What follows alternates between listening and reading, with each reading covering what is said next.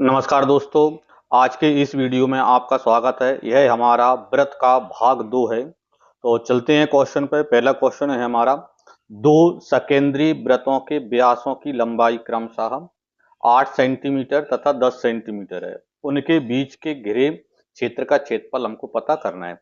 मतलब दो व्रत हैं, पहले व्रत का व्यास 8 सेंटीमीटर है, दूसरे व्रत का व्यास 10 सेंटीमीटर है। अब व्यास यदि 8 और 10 हैं तो इसका मतलब ये है कि इनकी जो त्रिज्या बनेगी, पहले वृत्त की त्रिज्या तो 8 की आधी मतलब कितनी 4 सेंटीमीटर हो जाएगी, और दूसरे वृत्त की त्रिज्या मतलब R2 जिसको मैं मान लूं तो 10 की आधी मतलब 5 हो जाएगी। ठीक है। अब हमें क्या चाहिए, उनके बीच में घिरे क्षेत्र का क्षेत्रफल। यानी कि इस प्रकार यहाँ पर जैसे सर्कल है, एक वृत्त बना है और इसके यहाँ पर बाहर एक दूसरा वृत्त बना है। ठीक है। जैसे बड़े वाले यहाँ पर क्या है, वृत्त की त्रिज्या R2 है, छोटे वाले वृत्त की त्रिज्या R1 है, और इनके बीच घिरे क्षेत्र का क्षेत्रफल मतलब इस एरिया का भाग आपको चाहिए, यह कितना क्षेत्रफल का बनेगा। ठीक है। तो सीधा सा क्या करना है हमको, यहाँ पर क्या है, इस क्षेत्र का जो एरिया चाहिए, ठीक है, एरिया चाहिए, तो इसके लिए यहाँ पर क्या है, पाई R1 का स्क्वायर माइनस में R2 का स्क्वायर। क्योंकि R2 हमने बड़ी मान ली, इसको मैं R2 माइनस R1 का स्क्वायर यहाँ पर कर देता हूँ। ठीक है। तो यहाँ पर क्या है, जब भी इस प्रकार वृत्ताकार मार्ग का क्षेत्रफल चाहिए तो पाई R2 स्क्वायर माइनस में R1 का स्क्वायर, मतलब बड़ी वाली त्रिज्या पहले ले लेनी है आपको। ठीक है। तो पाई ऐसा कैसा, R1 का स्क्वायर मतलब यहाँ पर R2 का स्क्वायर यानी 5 का स्क्वायर, यानी कितना हो जाएगा यहाँ पर 25 हो जाएगा, माइनस R1 का स्क्वायर मतलब 4 का स्क्वायर यानी कि 16 हो जाएगा। ठीक है।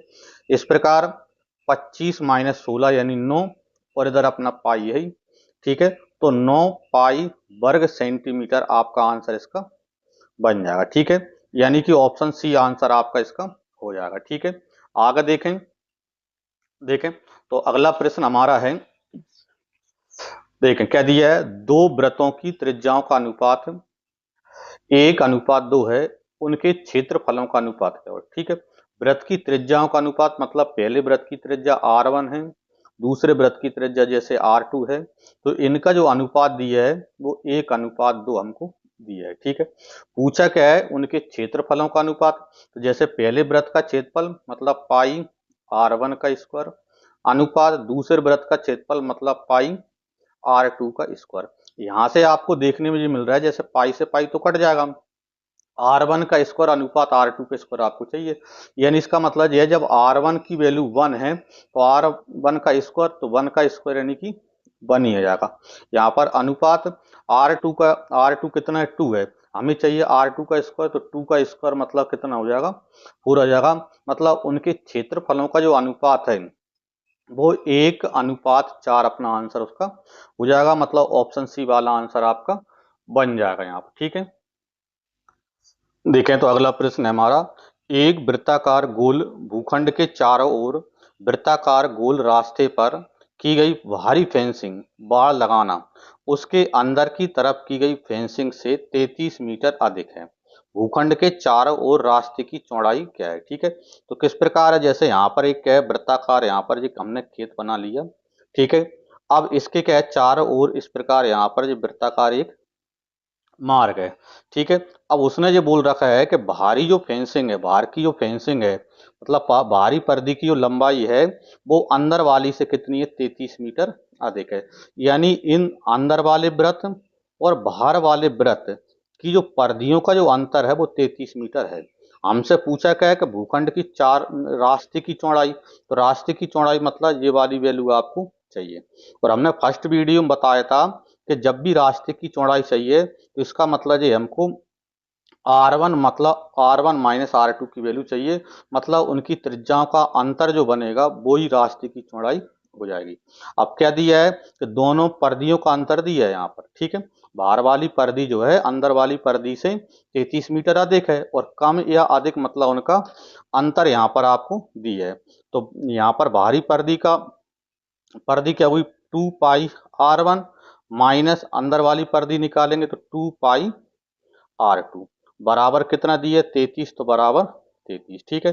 अब यहां से यदि आप देखो तो 2 पाई यहाँ पर आपका कॉमन मिल जाएगा, क्या बचेगा यहाँ पर R1 माइनस में R2, बराबर कितना 33, तो बराबर में 33, यानी कि R1 माइनस R2 बराबर में 33। और 2 पाई है तो 2 उधर जाएगा तो अपॉन में जाएगा, और पाई मतलब 22/7 को उधर ले जाएंगे तो क्या हो जाएगा 7/22। ठीक है, किससे कट रहा है यहाँ पर देखो, काट लो जितना कट रहा है, जैसे पहले 11 से काट दें, 11 दूनी 22 और 11 से काटेंगे 11 3 33। ठीक है, यानी क्या बना आपका 7×21 बटे में 2 दूनी 4। ठीक है, तो 21/4, 4 का भाग दे दो तो कितना आता है 4 5 20, एक बचा दशमलव, 4 दूनी 8, 2 बचे 4 5 20। ठीक है, यानी कितना आ गया यहाँ पर इस R1 माइनस R2 की चौड़ा वैल्यू है वो 5.25 सेंटीमीटर आ गई, 5.25 मीटर, सॉरी 25 मीटर, यानी कि इस खेत की चौड़ाई है, रास्ते की चौड़ाई है वो कितनी है 5.25 मीटर है, मतलब ऑप्शन बी आपका आंसर इसका बन जाएगा। ठीक है, देखें अगला प्रश्न है हमारा, यदि एक वृत्त की परिधि और उसके क्षेत्रफल का संख्यात्मक मान समान है तो क्षेत्रफल क्या होगा। ठीक है, तो कह दिया वृत्त की परिधि और क्षेत्रफल का संख्यात्मक मान समान है, तो वृत्त की परिधि आप जानते हो क्या होता है 2πr। ठीक है, क्षेत्रफल, तो वृत्त का क्षेत्रफल क्या होता है πr² का संख्यात्मक मान बराबर है, तो इन दोनों को आप बराबर कर दें। अब यहां से यदि आप देखो तो पाई से पाई कट जाएगा और एक आर से एक आर भी कट जाएगा, मतलब यहाँ पर क्या बचा आपके पास आर बचा और इधर क्या बचा 2 बचा, मतलब इसकी जो त्रिज्या है आर है, तो आर का संख्यात्मक मान कितना है 2 है, हमको चाहिए वृत्त का क्षेत्रफल। ठीक है, इसलिए वृत्त का क्षेत्रफल, ठीक है, तो वृत्त का क्षेत्रफल आप जानते हैं क्या होता है πr²। ठीक है, अब चूंकि आंसर पाई में आ रहा है इसलिए पाई की वैल्यू तो नहीं रखना है अपन को, तो पाई और r² मतलब 2 का स्क्वायर, यानी कितना हो जाएगा 4 हो जाएगा, यानी कि यहाँ पर 4π वर्ग यूनिट अपना आंसर इसका बन जाएगा, क्योंकि उसने यहाँ पर यूनिट कुछ दिया नहीं है मीटर सेंटीमीटर, इसलिए यूनिट लिख देंगे, तो 4π वर्ग यूनिट, मतलब ऑप्शन बी आपका आंसर इसका बन जाएगा। देखें तो अगला प्रश्न है हमारा, एक वृत्त की परिधि और व्यास के बीच अंतर 150 मीटर है, उस वृत्त की त्रिज्या कितनी होगी। ठीक है, तो परिधि और व्यास के बीच अंतर दिया है, तो वृत्त की परिधि क्या होती है 2πr। ठीक है, और व्यास, तो वृत्त का व्यास क्या होता है 2r, के बीच अंतर, तो दोनों का अंतर करेंगे, बराबर कितना दिया है 150, तो बराबर 150।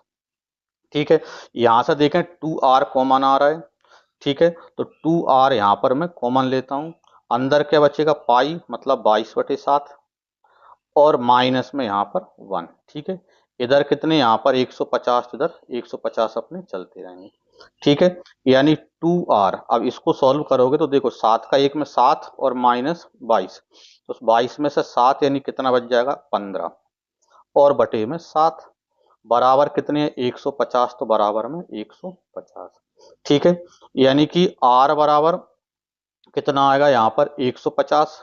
अब जो 7 है ये ऊपर चला जाएगा और 15 दूनी 30 बटे में भाग में आ जाएगा। ठीक है, ठीक है, तो 30 का भाग देंगे, 30 5 150। ठीक है, यानी r बराबर क्या बना आपके पास यहाँ पर 5×7, यानी 5 7 35, यानी उस वृत्त की जो त्रिज्या है वो कितनी है 35 मीटर, उस वृत्त की त्रिज्या है, यही हमको उसमें मालूम करना था। ठीक है, देखें तो अगला प्रश्न हमारा है, दो सकेंद्री वृत्त जिनकी परिधियां क्रमशः 88 सेंटीमीटर और 132 सेंटीमीटर हैं के बीच के वलय का क्षेत्रफल क्या होगा। ठीक है, सकेंद्री वृत्त का मतलब ये है कि ऐसे दो वृत्त जिनकी का केंद्र एक ही है।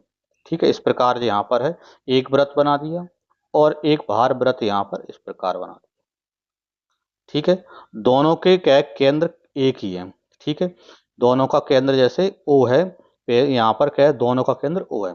अब इनके जैसे अंदर वाले की त्रिज्या और बाहर वाले की त्रिज्या, जैसे बाहर वाले की त्रिज्या r1 मान लें और अंदर वाले छोटे वाले की त्रिज्या जैसे यहाँ पर r2 मान लें। ठीक है, तो ये यहाँ पर है। अब इसमें क्या चाहिए वलय का क्षेत्रफल, तो ये चारों तरफ ये वलय है, इस वलय का क्षेत्रफल एरिया आपको यहाँ पर मालूम करना है। ठीक है, तो वलय के क्षेत्रफल के लिए हमारे पास फॉर्मूला होता है पाई r1 स्क्वायर माइनस में r2 का स्क्वायर। लेकिन उससे पहले आपको क्या चाहिए, त्रिज्या चाहिए, मतलब r की वैल्यू चाहिए। और इसके लिए आपको यहाँ पर इनकी परिधियां दे रखी हैं। ठीक है, 132 और 88। बाहर वाली ये बड़ी है, मतलब 132। जैसे यहाँ पर परिधि क्या होती है, 2 पाई r2। ठीक है, सॉरी r1 ले लेते हैं, r1 बड़े वाले की तो कितनी है यहाँ पर 132 है। छोटे वाले की मतलब r1, तो यहाँ पर 2 पाई r1 बराबर कितनी दे रखी है, 88, तो बराबर 88। ठीक है, बड़े वृत्त की परिधि और छोटे वृत्त की परिधि, परिधि का फॉर्मूला लगाया तो r1 बराबर क्या निकलेगा, यहाँ पर आपके पास 132 बटे में 2, और पाई मतलब 22/7 इधर आएगा, तो 7/22 हो जाएगा। ठीक है, इसी प्रकार इधर देखेंगे r1, इसको r2 नाम दे दिए मैंने, r1 r2। ठीक है, तो r2 बराबर में क्या बनेगा यहाँ पर 88, और 2 बटे में चला जाएगा, और पाई मतलब 22/7 इधर जाएगा तो 7/22 हो जाएगा। ठीक है, इसको सॉल्व करें तो देखें यहाँ पर क्या है, दो यहाँ पर क्या है काटते हैं तो 22 से काटेंगे तो 22 छक्के 132, और 2 से काटेंगे तो कितना 3, तो 7×3 = 21, मतलब r1 की जो वैल्यू है वो 21 सेंटीमीटर आ गई। ठीक है, इसी प्रकार देखो 22 चौक 88 और 2 दूनी 4, यानी 7×2, मतलब r2 का मान कितना आ गया, 14 सेंटीमीटर आ गया। अब आपको चाहिए क्या, वलय का क्षेत्रफल चाहिए, इसलिए वृत्ताकार वलय का क्षेत्रफल बराबर आप जानते हैं क्या होता है, पाई r1 का स्क्वायर माइनस में r2 का स्क्वायर। ठीक है, तो पाई की वैल्यू आप जानते हैं क्या होता है, 22/7, और r1 का स्क्वायर मतलब यहाँ पर 21 का स्क्वायर यानी 441, और r2 का स्क्वायर मतलब 14 का स्क्वायर मतलब 196। ठीक है, इनको सॉल्व करते हैं, कितना आता है यहाँ पर देखो 22/7। अब यहाँ पर देखें तो 441 में से 196 कम करेंगे तो 11 में से 6 यानी कि 5 बचेंगे। ठीक है, 13 में से 9 यानी कितने बच जाएंगे, यहाँ पर 4 बच जाएंगे, और इधर यहाँ पर 3 में से 1 मतलब 2 बच जाएगा। ठीक है, तो 7 से काट दें, 7×3 = 21, 3 बचा, 7×5 = 35। तो इस प्रकार वलय का क्षेत्रफल कितना बना आपका, 22×5 35, मतलब 35 दूनी 70, और 35 दूनी 70 और 7 77, मतलब कितना आ गया 770 वर्ग सेंटीमीटर उस वलय का क्षेत्रफल आ जाएगा। ठीक है, यही हमको आप मालूम करना था। देखें अगला प्रश्न हमारा है, 42 सेंटीमीटर त्रिज्या के गाड़ी का पहिया 1 सेकंड में 3 चक्कर लगाता है, गाड़ी की गति किलोमीटर प्रति घंटा में क्या होगी। ठीक है, तो देखें 42 सेंटीमीटर त्रिज्या का गाड़ी का पहिया है और 1 सेकंड में 3 चक्कर लगाता है। ठीक है, तो गाड़ी की गति अपन को पता करना है, तो पहले अपन को देखना है कि एक चक्कर में चली गई दूरी कितनी होगी। ठीक है, एक चक्कर में चली गई दूरी आप निकालेंगे तो एक चक्कर में दूरी, ठीक है, क्या बनेगी, तो परिधि के बराबर बनेगी। ठीक है, एक चक्कर में पहिए द्वारा चली गई जो दूरी बनेगी वो वृत्त की परिधि के बराबर होती है, मतलब 2 पाई r।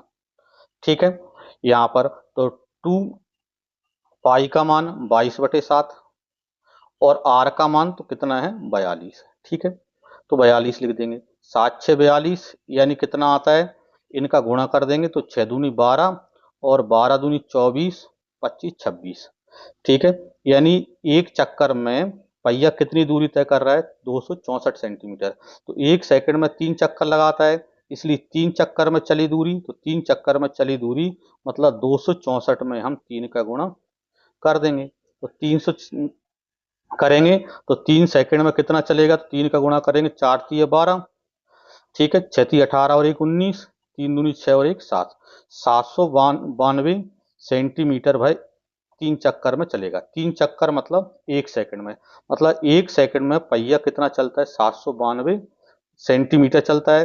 अब इसको मीटर में चेंज करेंगे तो 100 का भाग देंगे तो कितना बनेगा, यहाँ पर 7.92 मीटर। ठीक है, यानी पहिए द्वारा 1 सेकंड में चली गई दूरी कितनी है, 7.92 मीटर है। मतलब यदि किलोमीटर प्रति सेकंड में बोला होता तो अपना आंसर क्या होता, 7.92 मीटर प्रति सेकंड होता। लेकिन उसने पूछा किलोमीटर प्रति घंटा, यानी इसको आपको किलोमीटर प्रति घंटा में बदलना है। तो 7.92 में यहाँ पर मीटर प्रति सेकंड दिया और किलोमीटर प्रति घंटा में बदलना है, तो इसमें आप 18/5 का गुणा कर देंगे। जब भी मीटर प्रति सेकंड को किलोमीटर प्रति घंटा में बदलना है तो उसमें 18/5 का गुणा कर देते हैं, तो मीटर प्रति सेकंड जो होता है वो किलोमीटर प्रति घंटा में बदल जाता है। और किलोमीटर प्रति घंटा में इसकी जो वैल्यू बनेगी वो बनेगी 28.512 किलोमीटर प्रति घंटा। ठीक है। इस प्रकार साइकिल के जो पहिया है, जो भी पहिया है, पहिए का जो क्या है गति है वो कितनी है, 28.52 किलोमीटर प्रति घंटा। मतलब 1 घंटे में इतनी दूरी वह चलता है यहाँ पर। ठीक है।